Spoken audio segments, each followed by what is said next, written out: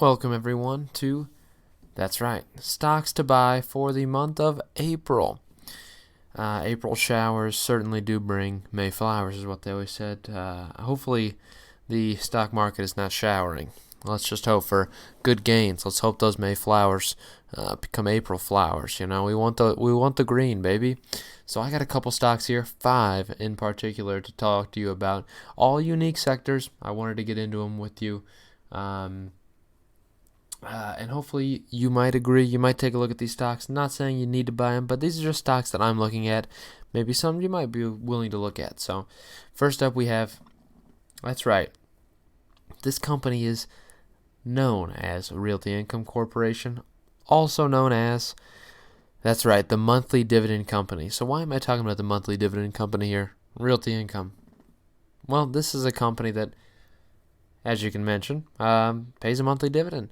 It's a very well-run company that has really done very well in historical performance. And since this breakdown here, this massive market breakdown, you've seen it get absolutely hammered, and we're not shocked about it at all.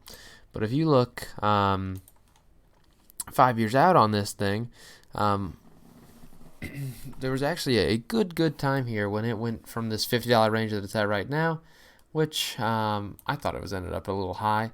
A 52-week high of $84.92, nearly $85 on a 52-week high for this thing. So this thing had a lot of growth to it, and it's not necessarily the one you'd expect to, because right now the yield's somewhere around 5.5% due to the recent downturn it's faced. So the yield was getting pretty freaking low for it. So this pullback was what I think very essential to make this stock worthy of buying. Now, I do think there is the potential for some short-term pressure on this. There's no doubt about it. So if we look at what this company is, pretty much they are a real estate investment trust company. So they own properties, several different properties, obviously get paid from the companies that lease with them. So as you see from their perspective of the monthly dividend company here, they have a 16.5% compound average annual total return since 1994 listing when they started. I mean, am I insane? That's solid stuff there. 596 consecutive monthly dividends paid. That's right, baby. Annualized dividend growth since then, 4.5 annualized dividend growth, and 90 consecutive quarterly increases. 90 quarters. So not only does this company increase their dividend every quarter or every year, they increase the dividend every single freaking quarter. And I think the question becomes, is this going to be what it takes to, ruin this? And frankly, that's not going to happen. This company is such a well-run company. You'll see that dividend continue to rise even during this time. We'll take a look at their portfolio in just a second. You see they have 6,400 properties under long-term net lease agreements in 49 different states, 301 commercial tenants, 50 retail and other industries. So this has a wide and diversified portfolio, and that's why I think they're really well poised. You look at the occupancy. So this is companies, how long they've stayed with them. Percentage of people, if they fail in their lease, they obviously will fall out of this. We talk about times in times of major recession, 2008, 2009. Occupancy for them only fell to 96%. Well, right now they're at 98.6. So their portfolio is companies that are really well run that actually can pay and keep their companies in business. So that they don't play around with some small players. Obviously, you see this staggering increase in total properties. If we look at the top 20 tenants for this company, which I think are important to look at, Walgreens going to be the top one for them, which, what a shocker. Walgreens isn't going anywhere. 7-Eleven, not going anywhere. Dollar General, not going anywhere. FedEx, sorry guys, it's officially not going anywhere. Dollar Tree, Family Dollar, not going anywhere. So this is a big portion of the revenue as is. You do see their LA Fitness is in there, which obviously these things are going to be shut down. AMC Theaters, Regal Cinemas. Next you have Walmart, Sam's Club. Obviously none of those shutting down. Sainsbury's not shutting down. So a lot of these are retailers that just frankly aren't going to be shutting down. That's the majority of the revenues coming from retailers. But it's not all the same type of retailers. It's a wide variety. So these are companies that are well run that aren't going to go out of business. AMC Theaters, sorry, they're not going to be shutting down stores entirely because of this. LA Fitness is still going to be paying their rent, and they're going to keep their locations. So definitely nothing too much to worry about with this company. I mean, you got Kroger, Home Depot. You don't have too much to worry about this company in terms of loss here. They're run super well.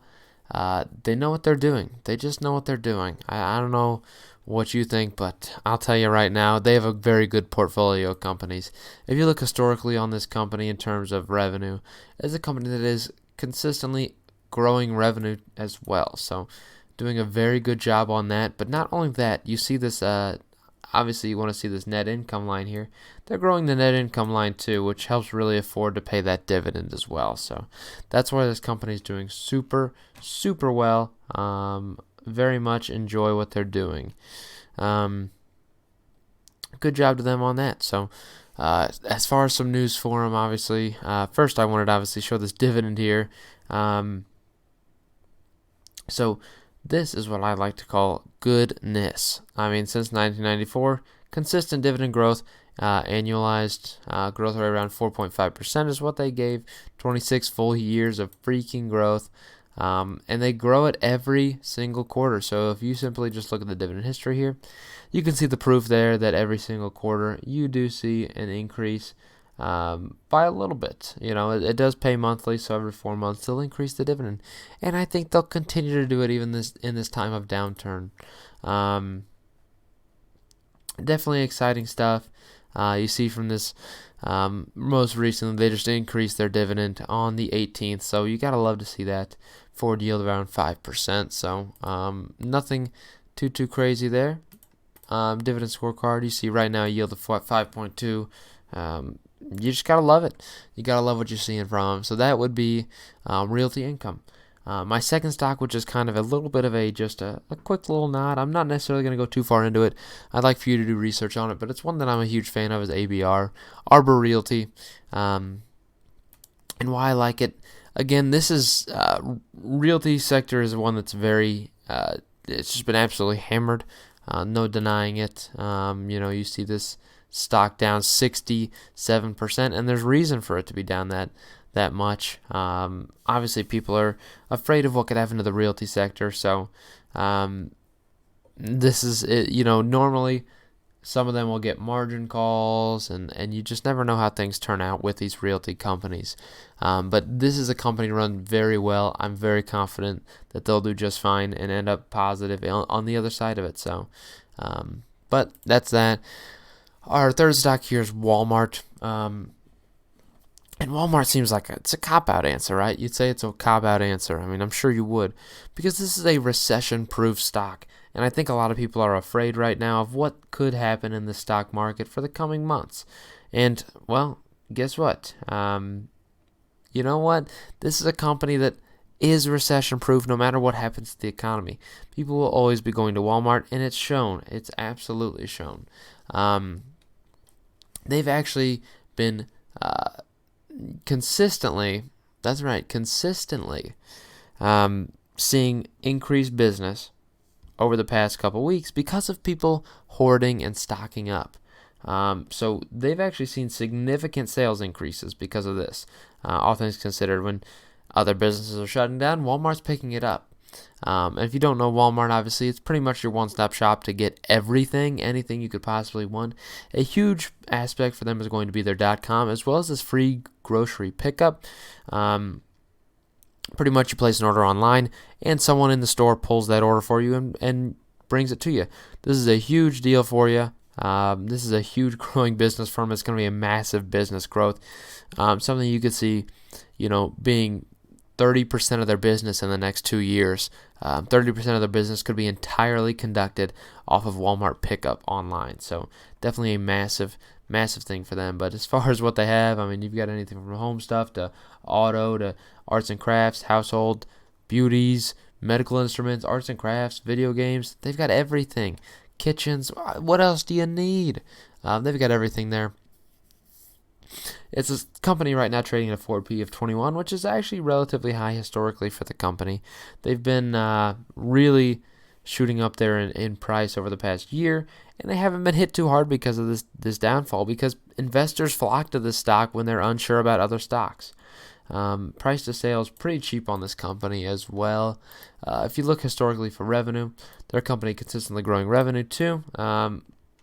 It's crazy to say it's smaller percentages, but when you're doing $500 billion a year, those percentages are hard to get, large. It's really hard to grow by large percentages. So this is low single digit,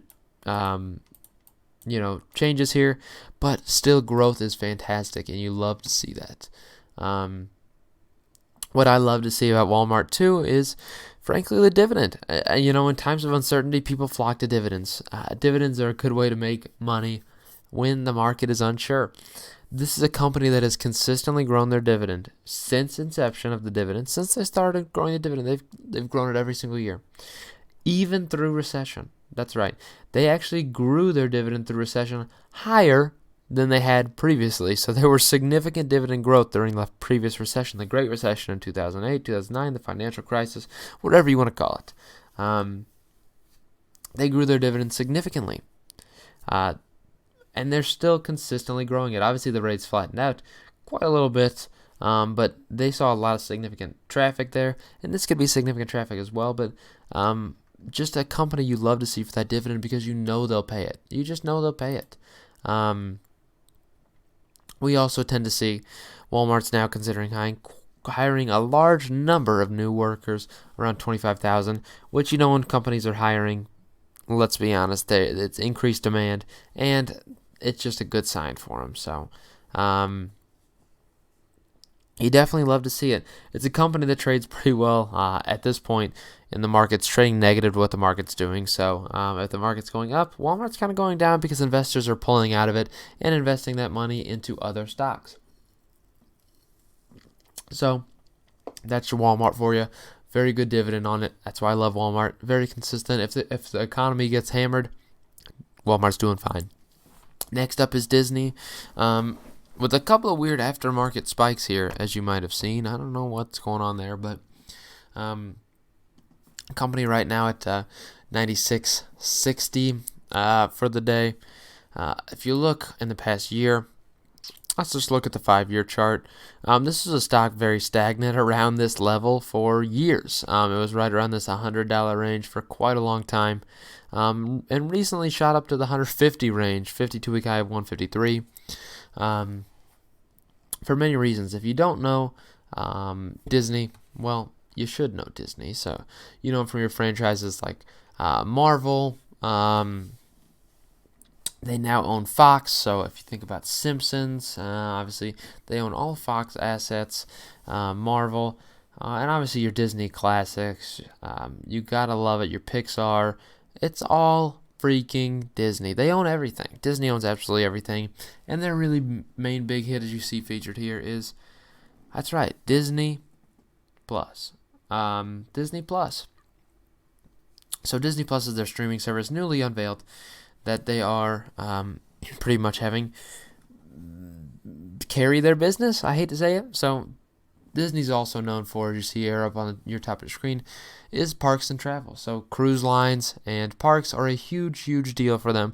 But that's completely shut down right now for the next couple months. Their business is going to get carried entirely due to this streaming service here, Disney Plus, as well as some online sales as far as, toys, plushes, stuff like that. So is Disney Plus able to carry it? That's why you've seen the stock get hammered so hard, is because most of their revenue is going to be lost. And expect a very rough earnings report for the next two quarters. But after that, there's significant room for this stock to take off, and many reasons for it. Obviously, Disney Plus is only going to grow viewership because of this. They're only going to grow users, and a lot of investors right now with stocks like this, streaming stocks, they care about user growth rather than really the numbers besides that. You think about a company like Netflix that was trading off of a valuation that was not understood, did not exist. They were really trading based off user growth. That's where Netflix found its value in terms of the stock. Disney Plus could get to that point because Disney Plus is a fantastic service for them. I also personally believe, and I think it's just a very logical thing to believe, once we get through this nightmare we're in right now, what are people going to do? They're locked in their house right now. What are people going to do the moment we get free? Let's be honest, they're setting up vacations. They're going to want to go to Disneyland. They're going to want to go to Disney World with their kids. They're going to want to go on a cruise. People are going to want to do that after being locked in their house for a long time. Obviously, they should be locked in their house, but, if they're not, you better not be disobeying, guys. We're going to send you to jail. No, but people they're going to want to have something fun and outdoors after this. They're going to want to go someplace. Just to escape the house that they've been trapped in for, 2 months. So that's where Disney's going to see a lot of business on this parks and travel. Lots of freaking business. And the movies, too. They're going to see more beneficial movie debuts, no doubt. People are going to want to go to the movies for freaking sure. No doubt about it. Disney's got a lot going for them. You see Disney Plus launching in India now, which is obviously massive because of the fact that India is a key player because of the mass quantity of people there. Recently, they didn't have internet for quite a while, to be frankly honest, which is weird. But now that they do, Disney is it represents a lot of user growth for them, and they can do a very good time there. I think they'll do very well, though. You see companies trading at a forward PE of 22, higher than the trailing PE, really just due to the fact that there's an expected decrease in profitability, obviously, over the next quarter for many reasons, obviously because of this impact, no doubt. So valuations, relatively pretty on this company. Revenue, you tend to see significant growth here. You see a massive growth from 2018 to 2019. That's really just the acquisition of all of 21st Century Fox assets is that extra $10 billion. So don't think that's too crazy there, but it is definitely good growth. But the majority of that is all just the acquisition of Fox assets. So that's Disney for you, a stock that's, I think very undervalued right now, and I think it's going to do super well if we're talking 5 years out from now. This stock's going to be just absolutely to the moon. They also pay a dividend, okay? It's a small dividend that they'll likely suspend, but they're paying a dividend. What can I say, baby? Finally, we have Gilead Sciences. I don't technically talk about these biotechnology companies that much. Biotech isn't my sector for the most part, but Gilead is one that catches my interest. It's one I certainly have a position on, and I would like to introduce to you why I think this is a decent one to look at. Maybe not necessarily if you don't think it's worth buying. First, we're going to look at the medications that they have. Their main business is really in the HIV and AIDS sector. So HIV, obviously, since the HIV epidemic, we've seen a little bit of decrease in cases, but still it's just an awful issue that we still face consistently. For HIV drugs, they've certainly got some of the leaders. They've got Atripla, Biktarvy, Complera, Descovy, one of their main ones there, Emtreva, Genvoya, another major player for them, Odefsey, Stribild, Truvada is their really key drug. That is their main drug right there is Truvada, Tyboost, and Virade. They also have some drugs for liver disease, so Epclusa, Harvoni.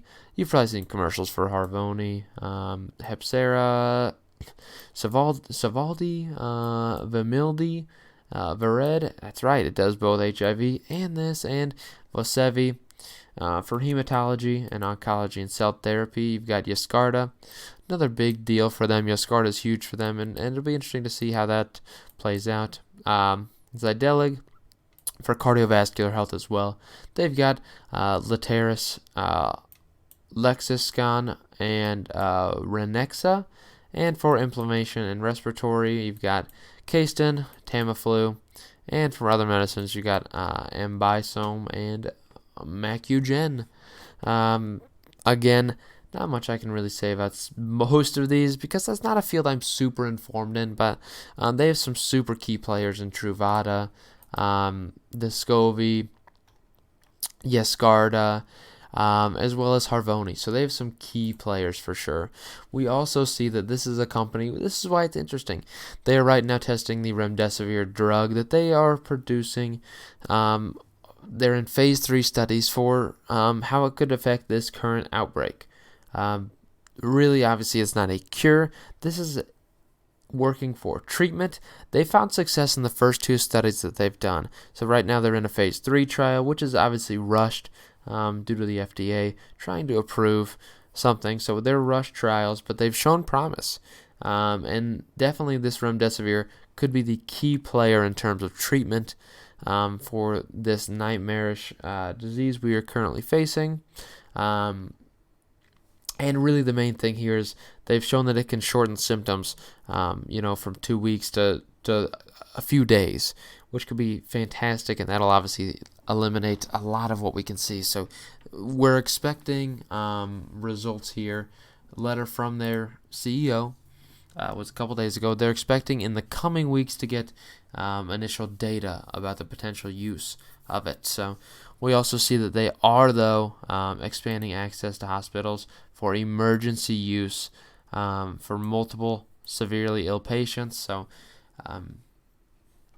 again, they're using this right now on this virus.